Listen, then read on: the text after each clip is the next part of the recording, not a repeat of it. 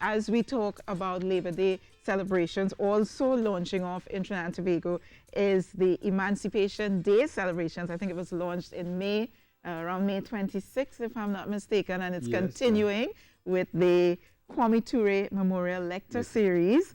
And I'm so happy to have in studio with me Kafra Cambon, Chairman of the Emancipation Support Committee, and also... Happy to be here. Let me say that. Thank you. It's your first time. Yes, since we have the new morning show. Yes, I don't think you've graced our studios. No, this is the first time I'm here standing. So. Well, Shabaka has been here. The first time here with well, you, we are on the cocktail table. We chin wagging a little bit. And I'm so pleased to have Dr. Anthony Browder, cultural historian and archaeologist, and you were the feature speaker on Sunday at the Kwame Ture lecture series. I could just imagine. I could not come. I saw your name and I said, I could not come, but I'll cheat a little bit and I'll say, bring him on the show. So I get to meet him in person. So welcome to Trinidad and Tobago. Is it your first time here? I've been to Tobago 3 times. First time to Trinidad. Yes. Lovely, and I have to come back. Yeah. I have to come back. Wonderful. So on this, first of all, let's talk about what's the theme for this year and how does it relate to what Dr. Browder would have presented on Sunday?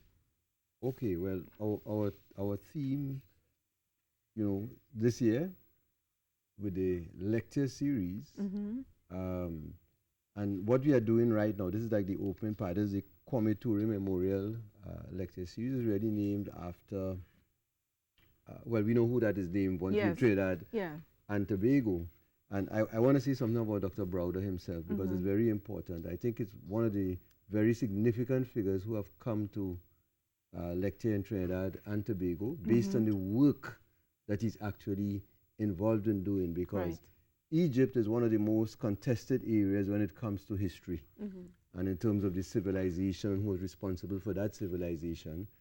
And despite all the evidence that has been presented, we don't want to think, those who control academia don't want to project, don't want people to think that one of the greatest civilizations ever on earth was created by African people. And the work that Dr. Browder is doing, where he's actually involved in a dig in Egypt, going deep under the ground. I mean, I was fascinated when I looked at the lecture and the videos and so on. And he is really the first one of us who is leading one of those excavations and unearthing our history, as we say. And so he's presenting the evidence from his own his own work. So I think that's very important. That sounds extremely exciting. And history is written by the men who write it, but it can also be written by those who experience it and live it. And tell us a bit about your work in Egypt and how it debunks some of the theories that we've been hearing. I think it was the French philosopher Voltaire that said that history is the lie agreed upon. And it was former American President Harry Truman who said there's nothing new in the world except the history you do not know. So I have come to understand that, as you said, history is written by the victors, and it displaces African people from their history and culture. As Brother Cambon said, we are taught to believe that Egypt is not in the Middle Egypt is not in Africa. Egypt is somewhere in the Middle East. So whenever I hear that question, I ask, if Egypt is in the Middle East, where's the Middle West? Where's the Middle North? Where's the Middle South? This idea, this concept of moving Egypt out of Africa was a continued effort to displace African people from their own history and culture. Egypt is the oldest documented civilization known to mankind.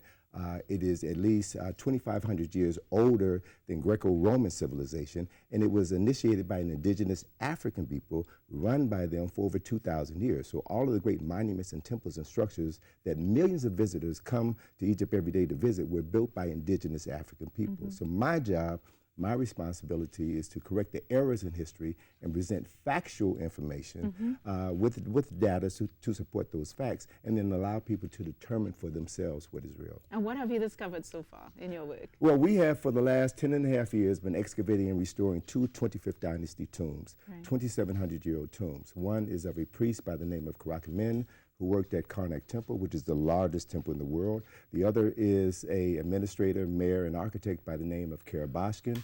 These two men built the first 2 Kushite tombs in Egypt 2,700 years ago. And as a result of doing this work, we are literally rewriting the history of the 25th dynasty. That's important because of all the 30 dynasties in Egypt, contemporary Egyptologists only acknowledge the 25th dynasty as the Negro dynasty.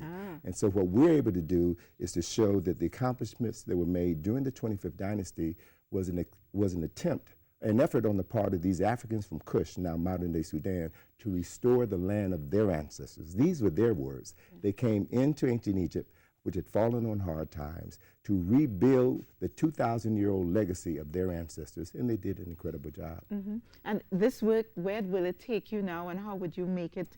You're doing the lecture series, for example. Sure. But how do you get the word out and the message out that you're discovering and the work that you're doing? Well, we're doing lectures and seminars. We're writing, publishing our works.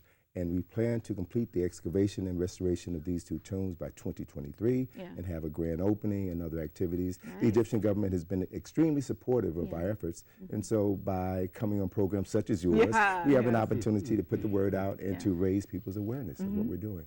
That's fantastic work that you're doing, Dr. Browden, and Kwame, the Kwame Ture lecture series. Lecture series and film festival, It's fascinating that the Emancipation Support Committee, every year after year, your committee has been able to bring persons of the caliber of Dr. Browden to share the work that you're doing. Tell us a bit about what's happening this year for Emancipation Support. Okay, well, we started with a bang, because we had the Yoruba Village Drum Festival. Yes. And then we had the lecture by Dr. Browder, which was, and both were very well attended, very high spirited. And tonight we continue, because tonight we begin the film festival aspect of it. And we go to one of our great directors, Spike Lee, to bring you Black Klansman. I saw that. As a matter of fact, I heard you are bringing in some people. My first question was, are you bringing Spike? Well, Lisa, it might be a little late, but if you had made the offer last week, you had him. Yes, So unfortunately, we don't have the director, but we're going to have the discussion and commentary after the film, and that will be led by Dr. Fergus, who used to be the head of the history department at UWI. So, and what happens that this is a Tuesday, but because you have holidays coming up, but from next week, it will be every Thursday until Emancipation time. We are partnering with you guys, so we're going to be bringing the information to the people week after week, and I'm sure every week we'll have someone here to remind us about what's happening all the way up until August 1st, Emancipation Day. But right now, I want to thank very much Dr. Anthony Browder coming on the program and sharing your fascinating work in Egypt, and all success to you. It's recognition. The first word in the team, is pursuing recognition, justice, and development. So he is helping the recognition of our people. Absolutely. And bringing justice to history and development to us. Thank you very much. Thank you very much, Kafra Campbell, Chairman of the Emancipation Support Committee. Going to toss it back to Rishi, who's on standby, to go back across to Tobago via Skype. Rishi, who do you have? Yes, we are going over